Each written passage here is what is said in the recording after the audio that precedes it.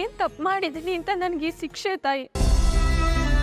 ನಮ್ಮ ಮನೆಯವರು ನನ್ನ ಜೊತೆ ಮಾತಾಡ್ತಿಲ್ಲ, ಅತ್ತೆ ಮನೆಯವರು ಮನೆಗೆ ಸೇರಿಸ್ತಿಲ್ಲ, ಹೆತ್ತ ತಾಯಿನೂ ನನ್ನನ್ನು ಅರ್ಥ ಮಾಡ್ಕೋತಿಲ್ಲ.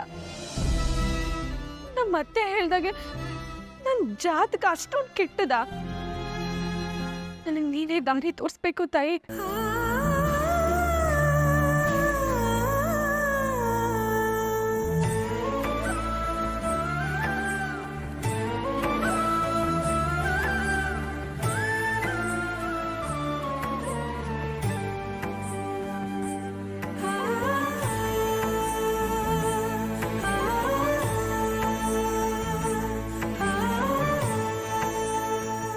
ಮೀನಾ, ಹೇಗಿದೀಯಮ್ಮ?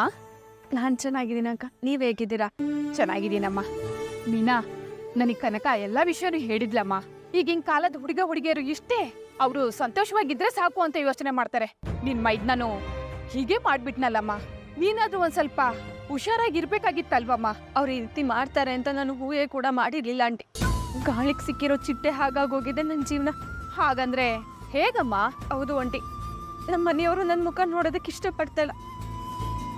ನಮ್ಮ ಅಮ್ಮನೂ ನನ್ನನ್ನು ಅರ್ಥ ಮಾಡ್ಕೊಳ್ದೆ ಅತ್ತೆ ಮನೆಗೆ ಹೋಗು ಅಂತ ಹೇಳಿ ಕಳಿಸ್ಬಿಟ್ರು.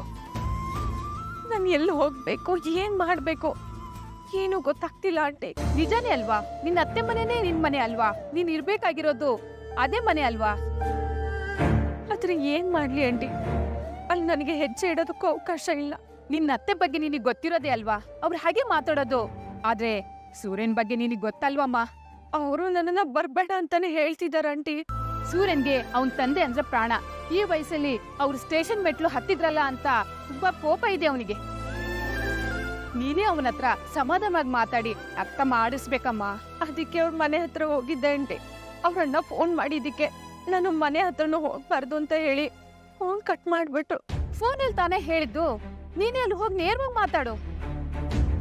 ನೋಡು, ಗಂಡ ಹೆಂಡತಿ ಜಗಳ ಒಬ್ರಿಗೊಬ್ರು ನೋಡ್ದೆ ಮಾತಾಡ್ದೆ ಆ ಹಂತಕ್ಕೆ ಯಾವಾಗ್ಲೂ ಹೋಗ್ಬಾರ್ದು. ಹಾಗೇನಾದ್ರೂ ಹೋದ್ರೆ ಅದು ಹಾಗೆ ಮುಂದುವರಿತಾನೆ ಹೋಗುತ್ತೆ. ನೀನು ನೋಡ್ತಿದ್ದಂಗೆ ಅವ್ನು ಸಮಾಧಾನ ಆಗ್ತಾನೆ. ಆ ತಾಯಿ ನಿನ್ಗೆಲ್ಲ ಒಳ್ಳೇದ್ ಮಾಡ್ತಾಳಮ್ಮ. ಹೋಗ್ಬಾ ಅಮ್ಮ.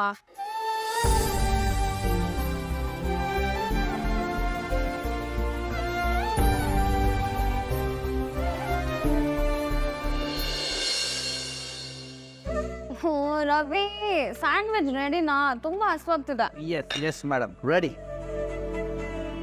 Thank you.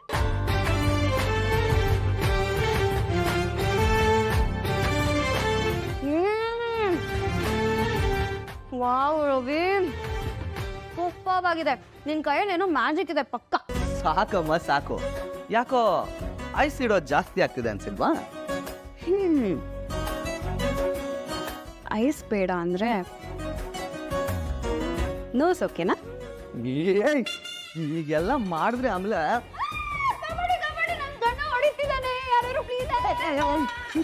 ಕೂಗ್ಬೇಡ. ನಾನಂದ್ರೆ ಇಷ್ಟು ಭಯ ಇರ್ಲೇಬೇಕು. ಕೊಟ್ಟಿ ಬಿಡ. ನೀನ್ ಯಾವಾಗ್ಲೂ ನನ್ನ ಮುದ್ದು ಮಾಡ್ತಾ ಪುಟ್ಟ ಮಗು ತರ ನೋಡ್ಕೋಬೇಕು. ಅಪ್ಪಿ ತಪ್ಪಿ ಕೈ ಮಾಡ್ದೆ ಅನ್ಕೋ ಅಷ್ಟೇ. ಓಹೋ, ನೀನ್ ಮಾತ್ರ ಹೊಡಿಬೋದಾ? ನಾನು ಪ್ರೀತಿಯಿಂದ ಹೊಡಿತೀನಿ. ಏನ್ ರೂಲ್ಸ್ ಆಗ್ತಾ ಇದೆಯಾ? ಸ್ವಲ್ಪ. ನಾನು ಎಷ್ಟೇ ಕೂಗಾಡಿದ್ರು ಗಲಾಟೆ ಮಾಡಿದ್ರು ನೀ ನನಗ್ ಬೈಬಾರ್ದು. ಓಹೋ, ನಾನ್ ಕೋಪ ಮಾಡ್ಕೊಂಡ್ರೆ ನಾನೇ ಬಂದ್ ಸಾರಿ ಕೇಳ್ಬೇಕಾ? ನಮ್ಮಿಬ್ಬರ ಮಧ್ಯೆ ಸಾರಿ ಎಲ್ಲ ಬೇಡ. ನಾನ್ ಕನ್ವಿನ್ಸ್ ಆಗೋವರೆಗೂ ನೀನ್ ಮಾತಾಡ್ತಾನೆ ಇರ್ಬೇಕು. ಆಮೇಲೆ ಎಲ್ಲ ಒಂದೇ ದಿನ ಹೇಳ್ಬಿಟ್ರೆ ನೀನ್ ಹೆದರ್ಕೊಂಡ್ಬಿಡ್ತೀಯ ಪಾಪ ಬೇಬಿ. ನಾನು ಹೇಳ್ದಾಗ ನೀನ್ ನೋಟ್ ಮಾಡ್ಕೋ ಸಾಕು. ಓ, ನಾನ್ ನಿನ್ ಕಂಡೀಷನ್ ಒಪ್ಲೇ ಇಲ್ವೇ? ಅಗ್ರಿಮೆಂಟ್ ಸೈನ್ ಮಾಡೋಕ್ಕಿಂತ ಮುಂಚೆ ನೀನ್ ಇವೆಲ್ಲ ಯೋಚನೆ ಮಾಡ್ಬೇಕಿತ್ತು. ನಾನ್ ಯಾವಾಗ ಅಗ್ರಿಮೆಂಟ್ ಸೈನ್ ಮಾಡ್ದೆ? 1 ಸೆಕೆಂಡ್. ಇದೆ ನೀನ್ ಸೈನ್ ಮಾಡಿದ್ದು. ಇದನ್ನ ಕಟ್ಟೋಕೆ ಮುಂಚೆನೆ ನೀನ್ ಯೋಚನೆ ಮಾಡ್ಬೇಕಿತ್ತು. ಓಹೋ, ರವಿ, ನಂಗೆ ಇನ್ನೊಂದು ಸ್ಯಾಂಡ್ವಿಚ್ ಮಾಡ್ಕೊಡ್ತೀಯ please? Definitely darling. Thank you my love.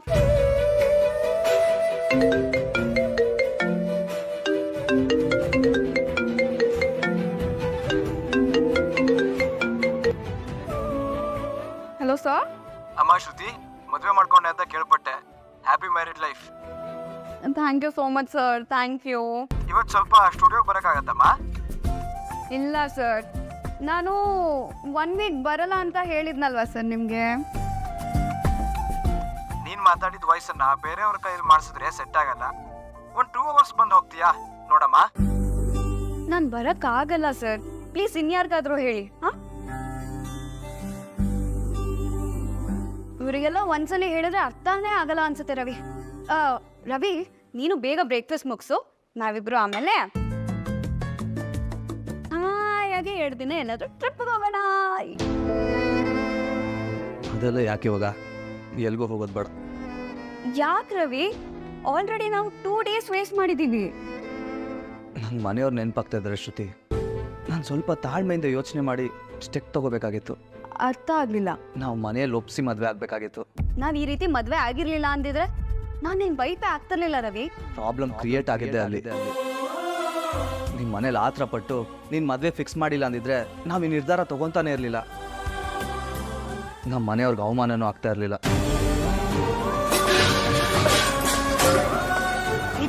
ಏನ್ ಮಾಡ್ತಾ ಇದೀಯಾ?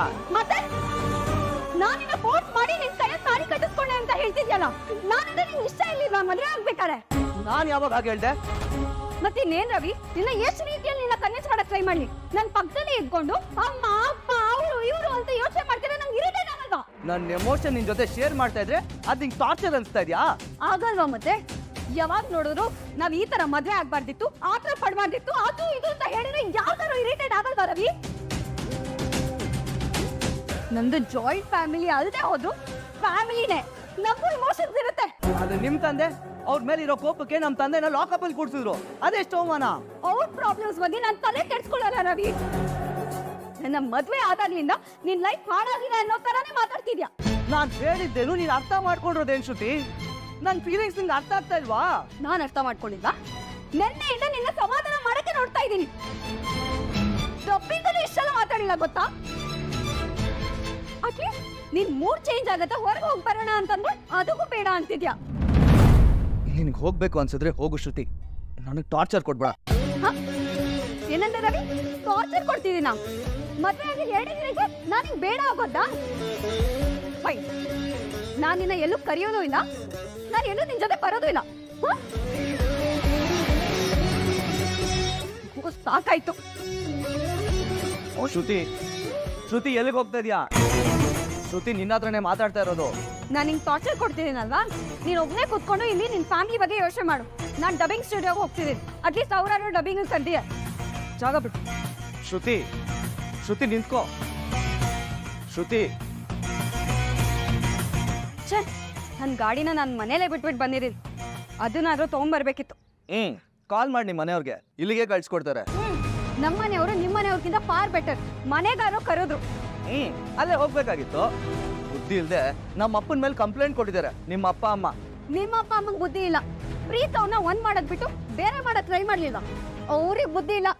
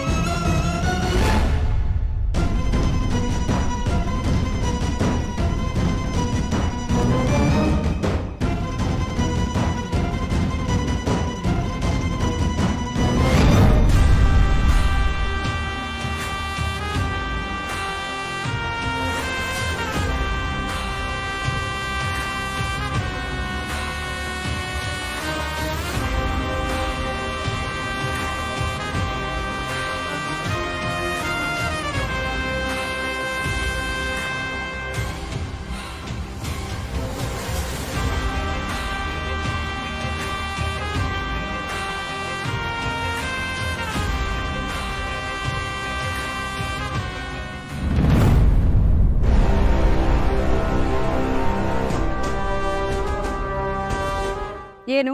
ಕುತ್ಕೋ, ನಾನೇ ಡ್ರಾಪ್ ಮಾಡ್ತೀನಿ. ಏನು ಬೇಡ. ನೀನು ಹೋಗ್ತೀನಿ ಅಂದಮೇಲೆ ಮನೇಲಿ ನಾನೇನು ಮಾಡಲಿ? ನಾನು ಹಾಗೆ ರೆಸ್ಟೋರೆಂಟ್ಗೆ ಹೋಗ್ತೀನಿ, ಡ್ರಾಪ್ ಮಾಡ್ತೀನಿ ಬಾ. ಸೊ ಈಗಲೂ ನೀನು ನನ್ನ ಕನ್ವಿನ್ಸ್ ಮಾಡಕ್ ಬಂದಿಲ್ಲ. ಓಕೆ, ಸ್ಟುಡಿಯೋಗೆ ಹೋಗೋಕ್ಕೆ ನನಗೆ ದಾರಿ ಗೊತ್ತಿದೆ, ನಾನೇ ಹೋಗ್ತೀನಿ.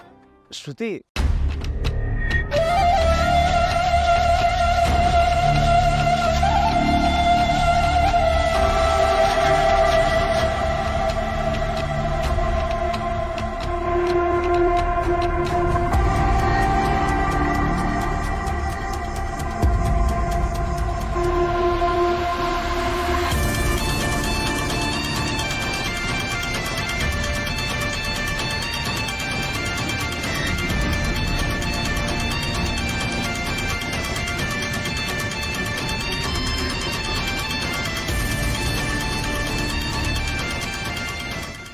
ನಾನು ನೋಡೋಗಿದ್ದು. ಹಾಗಿದ್ರೆ ಎಲ್ಲ ಪ್ಲಾನ್ ಮಾಡಿ ನನ್ನ ಪಕ್ಕ ಮಾಡಿದ್ದಾರೆ. ಅದ್ ಹೇಗಿಬ್ರು ಚೆನ್ನಾಗಿರ್ತಾರೆ ನಾನು ನೋಡ್ತೀನಿ.